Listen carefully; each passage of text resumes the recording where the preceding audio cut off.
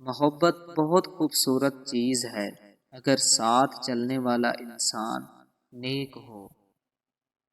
سر اٹھا کر رب سے نہ ملنے والی چیزوں کا تقاضا کرنے سے پہلے سر جھکا کر رب سے ملنے والی نعمتوں کا شکر ادا کرنا بہتر ہے۔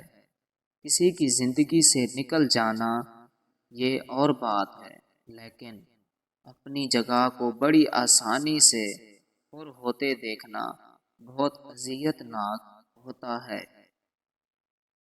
جس نے سکھ میں شکر ادا کیا، اس نے دکھ میں رب کو بہت قریب پایا۔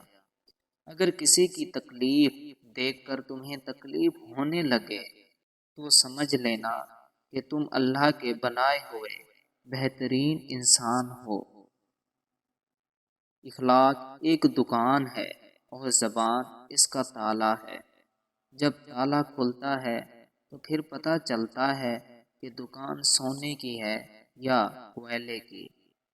کچھ لوگ بہت خاموش اور بہادر ہوتے ہیں، پتہ ہی نہیں چلنے دیتے کہ کسی کرب اور اذیت سے گزر رہے ہیں۔ پسند بدلتی رہتی ہے لیکن محبت کبھی نہیں بدلتی، اور محبت کرنا ہر کسی کے بس کی بات نہیں ہوتی۔ معافی ویسے دے سکتا ہے جو اندر سے مضبوط ہو کر کھوکھلا انسان صرف بدلے کی آگ میں جلتا رہتا ہے۔ جن سے عشق ہو وہ میسر نہ ہو تو ایسا لگتا ہے جیسے ہماری باقی قسمت میں انتظار لکھ دیا گیا ہے۔ جو اکڑتے ہیں وہ ٹوٹ جاتے ہیں، جو جھکتے ہیں وہ پھر کھڑے ہو جاتے ہیں۔